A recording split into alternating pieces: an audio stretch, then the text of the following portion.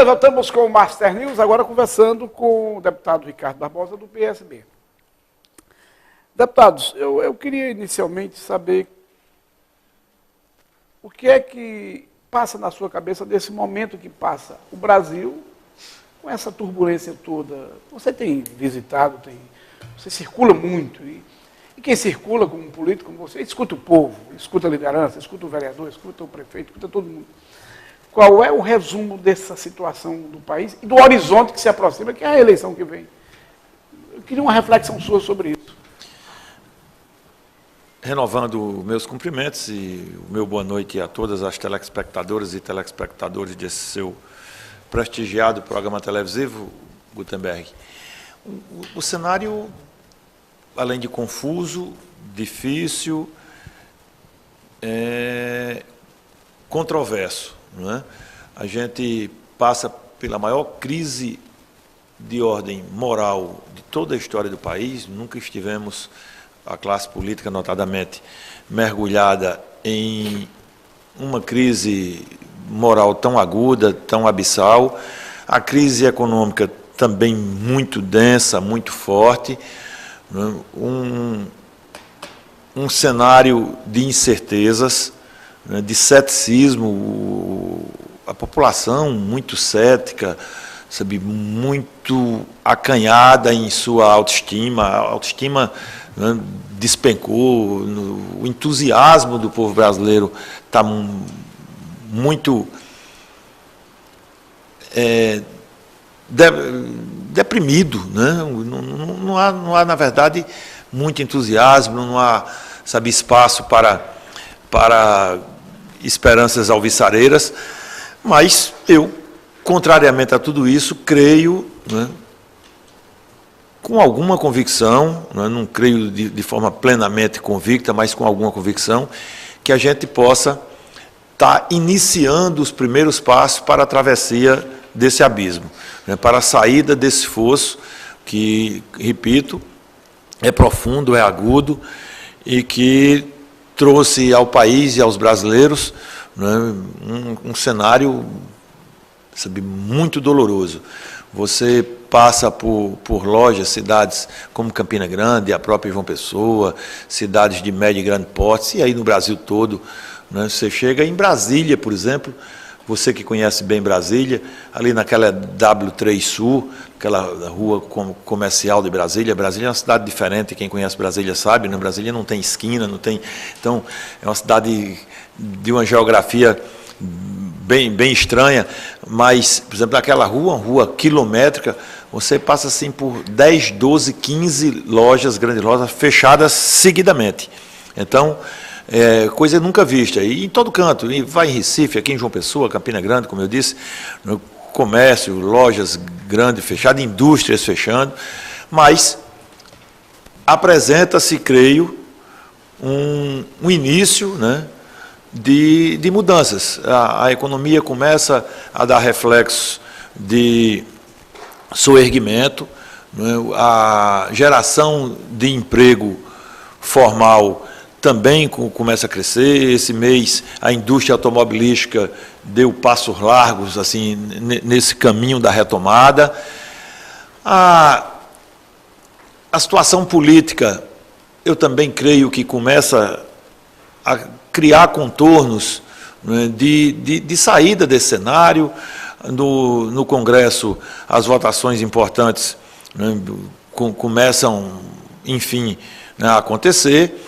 E aí esperar o que é que há de virar da reforma, notadamente, porque reforma política não houve, nem há mais espaço para haver, pelo menos em relação ao próximo pleito, né, modestíssimas adequações na legislação eleitoral, e agora essa sombra que se nos faz a todos, os brasileiros, da reforma previdenciária, muito controversa, um cenário para alguns de que ela é absolutamente inadiável, que ela tem que ser feita para que o país não quebre como a Grécia quebrou, como vários outros países quebraram nesse passado recente, e uma outra corrente, né, tão robusta quanto, ou até mais robusta do que a dos que defendem a mudança, daqueles que acham profundamente imprópria, insuportável e que não deveria haver mudança nenhuma.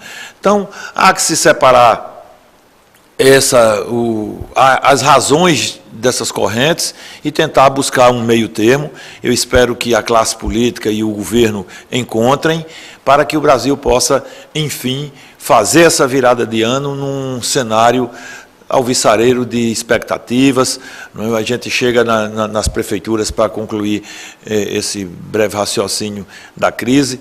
A gente chega, como eu visitei ao lado do governador Ricardo Coutinho, do secretário João Azevedo, na caravana anteontem, para uma obra fantástica que o governo anunciou, deu a ordem de serviço, que é o sistema adutor do Curimataú, a Transparaíba, a adutora Transparaíba, e passamos ali por 10, 12 cidades, e os prefeitos, pires na mão, sabe, juntando os cacos para pagar a folha, para fechar a folha, alguns deles dizendo que não vão conseguir pagar 10º, com quedas constantes e agudas de FPM, quedas de 17%, 23%, esse mês me parece que 27% em relação ao ano anterior. Então o cenário é muito difícil, mas confiante como sou e sempre fui, acho que estamos abrindo as portas da caminhada, da saída desse cenário dantesco.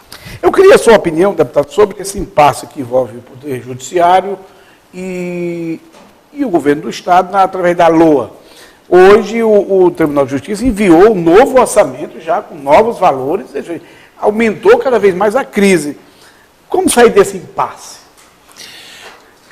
Como em qualquer cenário, a melhor receita, o melhor remédio para contornar, né, essas crises é a conversa, o diálogo. Eu sou adepto do diálogo, nem sempre isso é possível, mas na atividade política isso é basilar. Eu acho que tem que se encontrar caminho para distensão, né? Não dá para esticar essa corda mais do que já foi esticada, porque com o máximo respeito que tenho, por exemplo, ao Poder Judiciário, e tenho, isso não é figura de retórica, eu tenho respeito não apenas pelo Judiciário como instituição, mas pelos seus membros, né, por aqueles que fazem o Poder Judiciário, notadamente aqui em nosso Estado, porque é aqui que nós convivemos e dialogamos, né, interagimos política, social e administrativamente, mas me parece uma intromissão indevida, perigosa do Poder Judiciário, né, e no Poder Executivo, que é a quem compete a execução orçamentária, e também até no Poder Legislativo, porque é prerrogativa nossa do Poder Legislativo, após receber a peça do Poder Executivo, fazermos as análises, as mudanças, apresentarmos emenda. Por exemplo, o Poder Judiciário poderia, deveria, creio eu, e aí isso é um pensamento meu, respeitando quem dele divija, né, junto ao Poder Legislativo, buscar equacionar as suas necessidades através de emendas, né? Buscar os deputados, buscar a mesa diretora, os deputados como um todo, e apresentar a sugestão de emendas para que a Assembleia, o Parlamento, o Legislativo, os deputados promovessem e fizessem esse debate de adequação do orçamento às necessidades daquele poder, e não, né, numa medida que me parece, renovando o respeito que tenho àquela corte, mas me parece destoante, né, da democracia que defendemos e que vivemos, né, e de uma intromissão, repito, indevida, anular o orçamento encaminhado pelo Poder Executivo e mandar uma nova peça orçamentária. Cabe ao Poder Executivo o envio do orçamento, e não ao Poder Judiciário, e não, por exemplo, ao próprio Poder Legislativo, e não à Corte de Contas, como o TCE. Sabe? A competência de elaboração da Lei Orçamentária Anual, a LOA, é absolutamente isso, sabe, é indiscutível em qualquer cenário do Poder Executivo, seja no âmbito do governo federal, no âmbito do governo estadual ou lá nos municípios.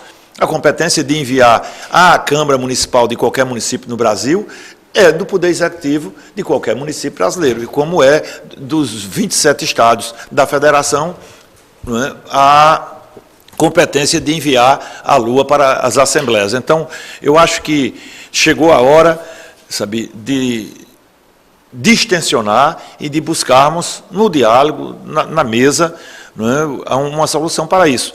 Não é? Do contrário, vamos extremar com cenários aí inimagináveis.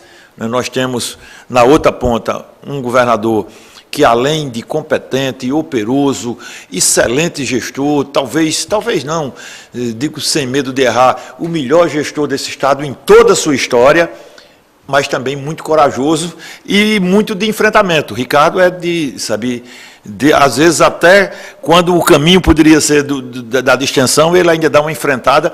Então a gente tem que buscar evitar, a agudização, né, o recrudescimento desse cenário, porque perde a Paraíba. Anísio Maia foi injusto com o senador Lira? Você foi em defesa do senador, das críticas que ele fez. Anísio Maia foi injusto, inconsequente, incauto, né, inaceitável a acusação gratuita, absolutamente gratuita. O senador Raimundo Lira tem nada a ver com o processo de impeachment da presidenta Dilma, que foi em razão disso, a reação dele, e aí chega a comparar o senador Lira com o hoje presidiário Eduardo Cunha, ex-deputado federal. O senador Lira foi escolhido pela Casa, unanimemente, pelos partidos, unanimemente, o presidente daquela histórica comissão, né, de impeachment, né, há 2 anos atrás. Nela, na condução dela, foi exemplar. Era inimaginável que se cumprisse um papel como o que foi cumprido pelo senador Raimundo Lira. Qualquer outro, ou quase qualquer outro que estivesse ali e que tivesse vinculação ou partidária, ou política, ou ideológica, ou pessoal com o governo, que passasse por cima, atropelasse, já que o governo tinha maioria, como ficou provado na votação, tanto que a presidenta foi afastada. E Lira não tratorou, como se diz na linguagem política, na linguagem mais popular, respeitou todos os espaços que deveriam ser, até ampliando-os, oferecidos à oposição, cumpriu o calendário, fez um regimento próprio para funcionamento e funcionalidade da comissão de impeachment, foi louvado por todos os integrantes, pelo PT mesmo, a hoje presidente do PT, a senadora Hoffmann, né, Gleisi Hoffmann, fez elogios a Lira. Eu vi várias vezes lá, participei de várias sessões daquela, os senadores do PT elogiando a condução e a conduta de Raimundo Lira. E aí, num momento de infelicidade, eu tenho muito apreço por Anísio, e não vou levar isso para o campo pessoal naturalmente. Tenho apreço por ele, como tenho por todos os pares naquela casa. Mas ele foi muito infeliz, profundamente infeliz, né, ao atacar Lira de forma muito dura, e eu cheguei a dizer que de forma vil, porque Lira estava lá em Brasília e tal, e o sujeito aqui, sem saber de nada do que estava acontecendo, receber aqueles ataques que ele recebeu, e eu fui na defesa de Lira por entender o senador Raimundo Lira, embora de partido que divija do nosso agrupamento político. O PMDB hoje faz oposição, ou grande parte do PMDB faz oposição ao governo Ricardo Coutinho, mas eu fui por entender e enxergar no senador Raimundo Lira um dos homens mais corretos, mais sérios, mais capacitados, não apenas da política paraibana, mas da política nacional. Lira hoje é uma ilha, é uma exceção, infelizmente, porque honestidade deveria ser regra, competência, lisura, decência, probidade deveria ser regra e não exceção, mas Lira hoje é um dos quadros mais capazes, mais honrados, mais honestos, mais sérios da política nacional, e eu me senti como paraibano, e não apenas como amigo dele, que sou com muita honra, mas como paraibano. Eu me senti ofendido com os ataques do deputado Anísio, que espero que não se repitam. Acho que foi um momento de infelicidade, todos nós podemos passar por isso, e ali na pressa, sem pensar muito no que ia dizer, fez aqueles ataques. Espero que tenha sido dessa natureza, que ele não tenha convicção de que aquilo que ele disse seja assim o seu pensamento intrínseco, porque aí seria ainda mais lamentável. Você tem uma boa notícia para Rio Tinto, né? Me parece que você, de tanto insistir naquela solução, você conseguiu bons resultados. Simplifique aí para mim essa conquista. Rio Tinto tem uma luta decenária, né? Uma luta quase que secular, aí, com aquela história da titularidade das casas, né? A cidade de Rio Tinto teve uma influência muito grande daquela empresa Lundgren, né?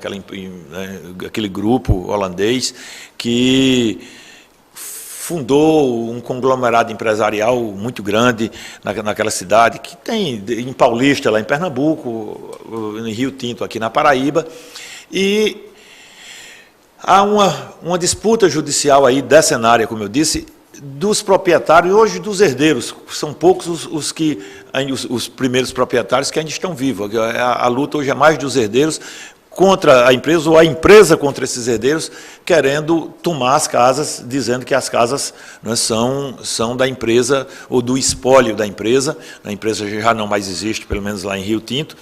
E vários políticos, governadores, eu próprio fui com o governador Ricardo Coutinho 5 ou 6 ou mais vezes na presidência da Caixa, no Ministério da Cidade, com a própria presidenta Dilma. Eu lembro, no primeiro governo de Ricardo, ele tratou desse assunto, né? Vários ex-governadores, deputados federais, senadores, empenharam esforços no sentido de devolver a titularidade aos seus proprietários. E agora entendeu-se, Gutenberg, que para que isso fosse possível, porque a empresa já está agora promovendo ações de despejo, né, daqueles moradores que moram lá quase há séculos, e entendeu-se que só um estudo antropológico, um estudo geohistórico, um referenciamento abalizado, para comprovar que aquelas terras são propriedades da Marinha, ou foram aquela época da Marinha e dos povos indígenas, colocaria termo a essa questão. Porque, ora, se as terras forem da Marinha, ou forem dos povos indígenas, dos povos potiguaras, que a gente tem convicção que sim, não é? Seriam terras devolutas, portanto, não poderiam pertencer à empresa, e sim, não é, à União e em decorrência ao povo que está lá assentado. E precisava de R$164 mil para que a Universidade Federal, que tem expertise para fazer este levantamento, esse projeto antropológico, o fizesse. E teve 1000 reuniões lá, vários políticos foram, e eu caladinho atendendo a um pedido do cacique geral Sandro, que é vereador em Rio Tinto, um guerreiro, literalmente um guerreiro, do presidente Zezinho, da Associação dos Moradores, da vice-prefeita Aurileide, um grupo que me procurou, e eu, nessas idas e vindas a Brasília que faço semanalmente, fui atrás de quem pudesse emprestar apoio e solidariedade concreta a essa questão, que foi o deputado Aguinaldo Ribeiro, que é um deputado com muita força, talvez o paraibano, talvez não, certamente o paraibano, e com mais força no Congresso Nacional, e um dos brasileiros hoje políticos com assento no Congresso de maior trânsito, de maior capacidade resolutiva de pleitos e demandas. E Aguinaldo nos levou ao ministro do Planejamento. O ministro do Planejamento disse: pode dizer, deputado, e eu estava com o cacique Sandro do lado na audiência, isso tem 5 semanas, pode dizer lá ao seu povo que a gente vai resolver esse problema. Eu farei um convênio com o ministro da Educação e transferirei os 165 mil para pagar o projeto. Saímos de lá para o ministro Mendonça Filho, né, após essa audiência com o ministro Diogo Oliveira do Planejamento, fomos ao ministro Mendonça Filho da Educação. O ministro recebeu a mim, ao cacique, e a Aguinaldo Ribeiro, e aí brincou, disse: não vou ficar devendo esse favor ao meu colega Diogo, não, é muito pouco, eu quero o dinheiro dele muito. Esses 165 mil, deputado Ricardo, pode comunicar-se com a reitora Margarete, que você já a conhece, eu já tinha tratado de vários assuntos nessa intermediação entre a reitoria e o MEC, e diga-lhe que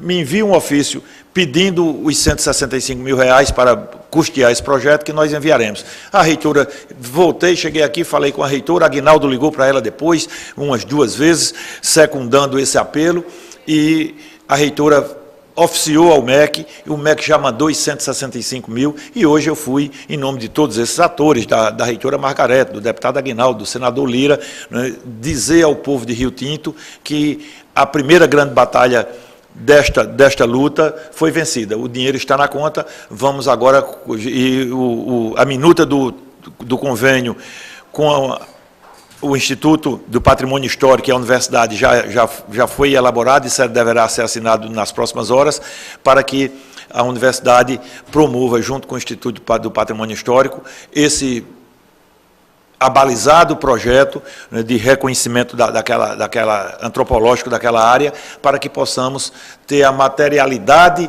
da assertiva de que as terras pertencem ao povo indígena e à União, né, porque era terra da Marinha, e a partir daí, então, a gente teria o grande desfecho para ganhar essas ações na justiça, porque a empresa diz que a terra é dela e por isso está cobrando por aquelas casas. Se a terra não era dela, não é, a terra do povo, ela teria que devolver os aluguéis que esse povo tem pago aí ao longo dos anos. Então, hoje foi um dia memorável, a cidade parou, fizemos uma caminhada, uma passeata por dezenas de ruas, depois um ato público lá na frente da sede da empresa, que fechou as portas, não quis nem tomar conhecimento, e eu estou muito feliz por ter sido um dos protagonistas dessa vitória do povo de Rio Tinto. Vamos a um pinga-fogo político. Quero respostas rápidas. Lula ou Bolsonaro? Nenhum. Uma terceira via? Não tenho preferência eleitoral ainda, mas não acho que, depois de termos passado por tudo que passamos, né, por todos esses cantos, por esse poço de lama, que tem muito, sabe, de PMDB, de todos os partidos, mas virou, sabe, esse lamaçal nos governos do PT. Tenho admiração por Lula, convivi com ele em alguns instantes aí dessas minhas passagens, ou com o mandato, ou nos cargos públicos que exerci. Eu perdi a conta, mas me parece que fui secretário de Estado 11 vezes já aqui na Paraíba, já trabalhei em Brasília várias vezes, então, mas acho que o Brasil merece coisa melhor do que Lula e Bolsonaro. Ricardo disputará o Senado? Eu torço que sim. Mas seu faro indica que ele vai disputar?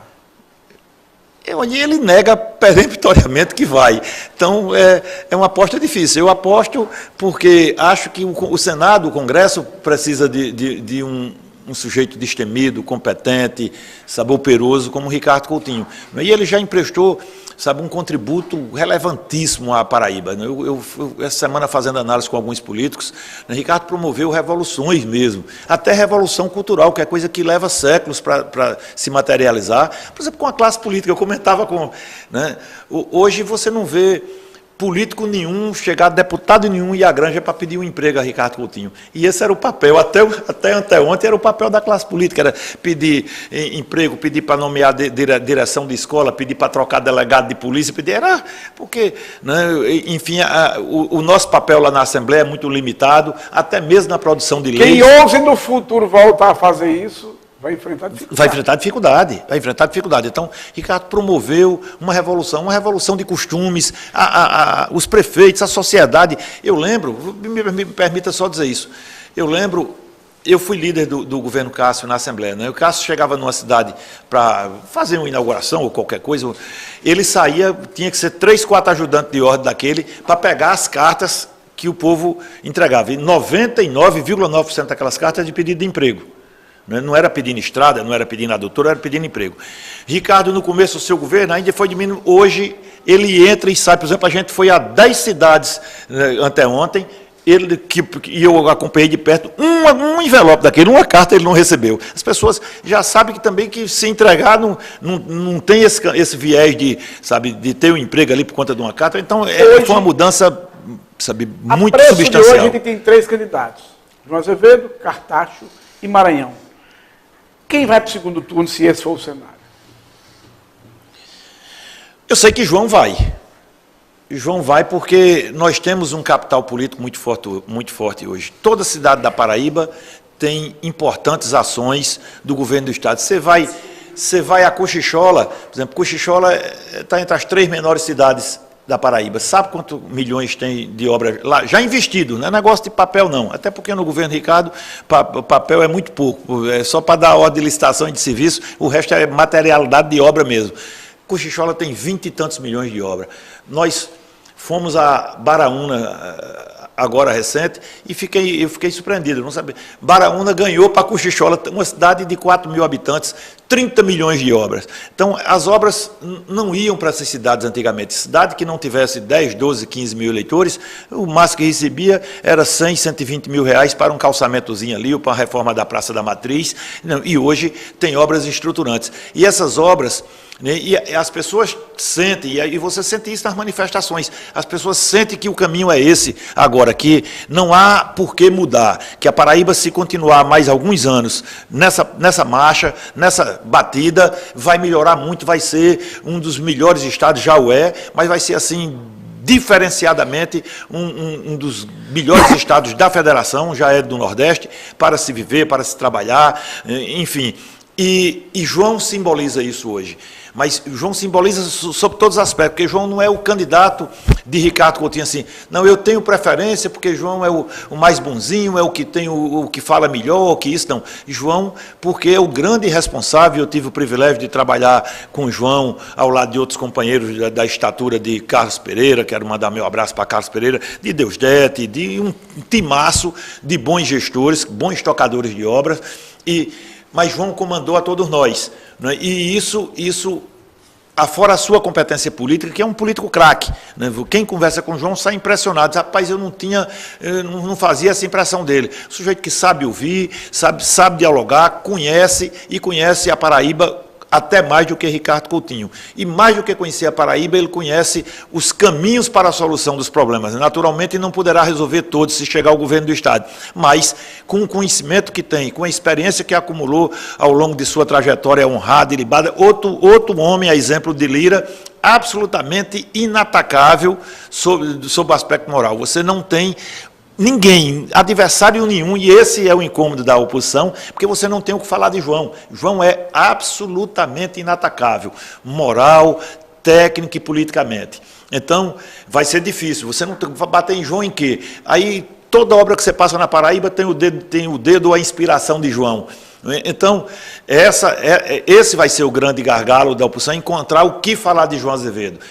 E aí, nem aquela coisa que se tinha de Ricardo, né? Ricardo é trabalhador, mas é chato. Aí João é trabalhador e não é chato. Então, vai ficar difícil, né, esse enfrentamento, e João não estará apenas no segundo turno, mas será, se Deus quiser, o governador da Paraíba. Para fechar, dizem que tem uma vaga de federal em aberta no arco de aliança do governo.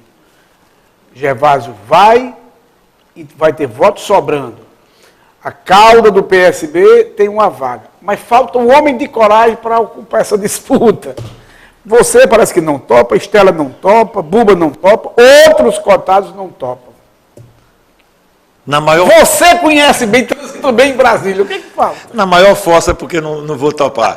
Eu tenho, não chega a ser um sonho, mas eu tenho um desejo de sentar numa cadeira daquelas, pelo trânsito que eu tenho em Brasília, e aí vou ser modesto, que os telespectadores me perdoem a imodéstia, mas eu transito em Brasília melhor do que muito deputado, não é estadual não, de estadual aí serei mais modesto, eu transito melhor do que qualquer um dos meus companheiros de Assembleia, mas eu transito em Brasília tão bem quanto os melhores deputados federais.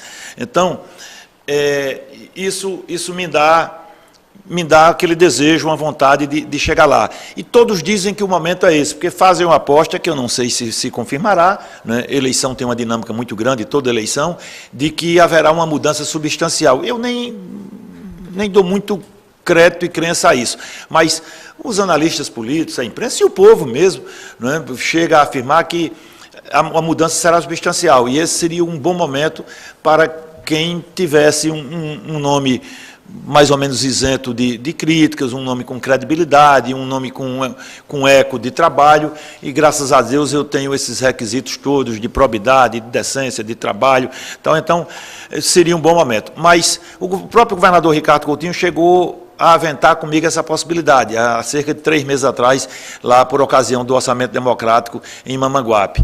Só que eu achei tarde aquela conversa. Se eu tivesse tido a conversa que eu tive com o governador Ricardo o ano passado, ali em novembro, há um ano atrás, eu certamente estaria disputando. O Lindolfo Pires tem um certo desejo, mas aí tem que ter uma conjuntura. Se tivesse uma conjuntura plenamente favorável, não de votos, né? Porque os votos você só sabe no processo e quando abre a urna, mas de estrutura, né? Uma eleição para deputado federal requer uma estrutura muito maior do que a estadual. E eu trabalhei, sabe, muito pé no chão, mas muito calcificadamente a renovação do meu mandato à Assembleia Legislativa e vou nessa pisada e, se Deus quiser, o povo haverá de reconhecer o trabalho e me devolver o mandato na Casa de Deputados Pessoa.